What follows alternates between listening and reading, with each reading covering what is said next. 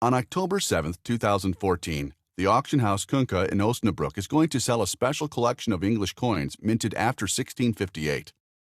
On this occasion, we would like to tell you something about the country's coin history and present to you several hand-picked objects. Cromwell was never more powerful than at the time of his death on September 3, 1658. Parliament had offered him royal dignity the year before.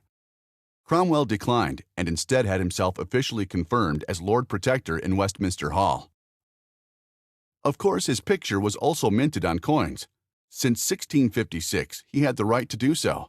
The inscription reads, Olivar Dei Gratia Rerum Publicarum Angliae Scotiae Hiberniae, etc., Protector. That is, Oliver, by the grace of God, of the Republic of England, Scotland, Ireland, etc., Protector. The die used for this crown here was made in 1657. The date has been visibly changed to 1658. The die was made by famous die cutter Thomas Simon. Later, the Royal Mint sold several of his punches to the Netherlands. The Dutch used them to craft imitations of the Cromwell crowns. This piece has been manufactured with a Dutch die. When exactly, we don't know. Either shortly after 1658 or not until 1738. Because, as it happens, the Dutch dies eventually made their way back to England, where, during the reign of George I, they were used to mint several coins that are very rare today. Cromwell's Commonwealth died with him. Parliament reappointed Charles II, without major consequences for the English coin production. The head was replaced and the inscription altered to read Carolus Secundus Dei Gratia. Cromwell's die cutter Thomas Simon remained in office.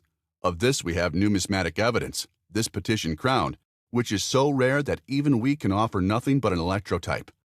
Just look at this beautifully high relief, a masterpiece. Its creator engraved the following inscription on the coin's edge.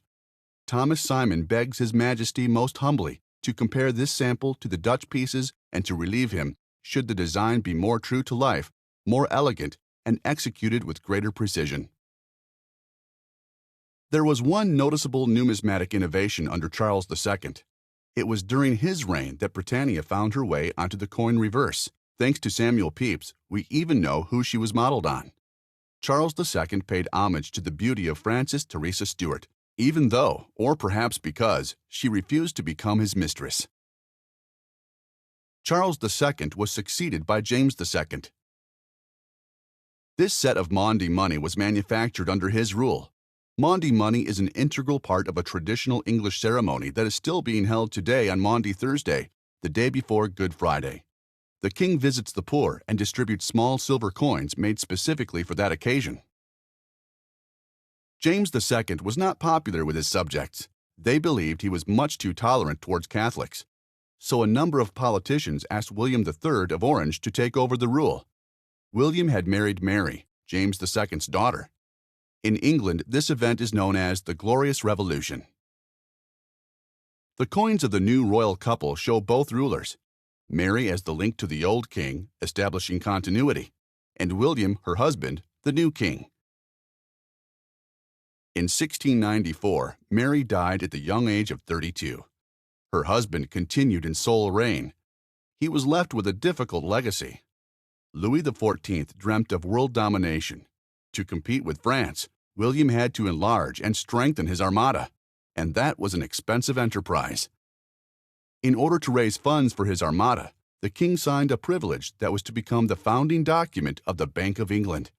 From then on, an institution officially took care of the kingdom's monetary affairs. In 1696, it was decreed that all coins in circulation should be demonetized and replaced by new coins.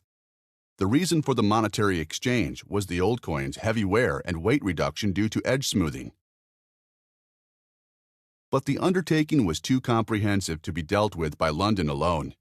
Additional mints were set up, whose coins were marked by different letters. B for Bristol, Y for York, C for Chester, and N for Norwich. Only London didn't deem it necessary to mark its coin separately. William's and Mary's marriage had been childless. so Mary's sister Anne succeeded William to the throne. Under the Act of Union, she united England and Scotland as Great Britain in 1707. The coat of arms indicates if a crown was minted before or after the Act of Union. The old reverse shows the English coat of arms with the 3 lions at the top and the Scottish coat of arms with the rearing lion to the right. The new coins depict the united coat of arms of both nations twice, on the top and on the bottom.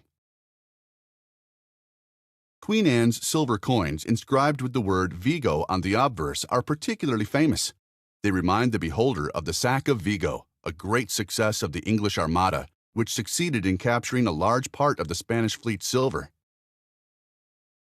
Anne also died without leaving behind an immediate descendant, so George I of Brunswick-Lüneburg followed her to the throne. He was pretty unpopular in England. No wonder. He didn't speak English and preferred to stay in Hanover. His absence provided ideal circumstances for the growing importance of the English Parliament in the political day-to-day business. His personal coat of arms can be found on the English coin reverse.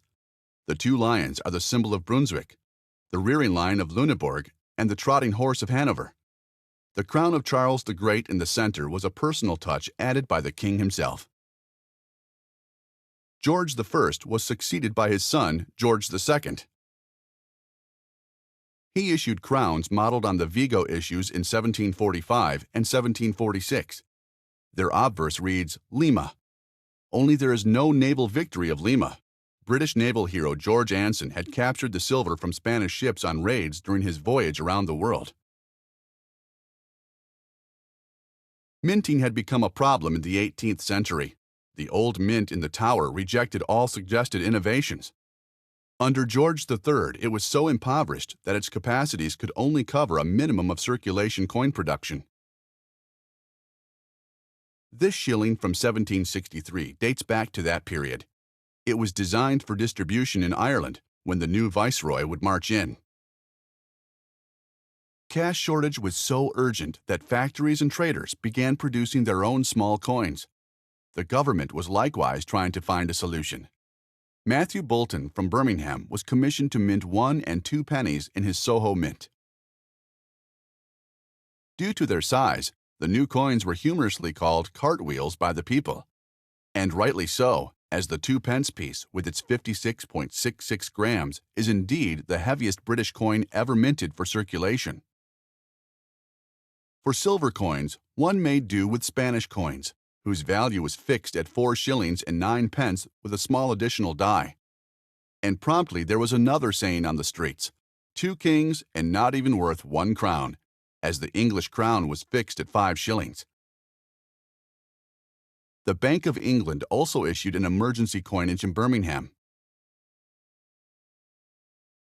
The situation didn't change until the new mint was opened on London's Tower Hill. It cost £300,000 and had the most up-to-date technology of its time at its disposal. It developed into one of Europe's leading mints that would be minting coins and medals for many nations in the 19th century. The first great success came with the coins designed by Benedetto Pistrucci. Commissioned by the Royal Mint, the Italian artist created his St. George. Vivant Denon, director of the competing Monnaie de Paris, enthused over the sample of this coin as the most beautiful coin in all of Europe. Many British monarchs retained this image on their own coins. George IV, Queen Victoria, her son Edward VII, and George VI.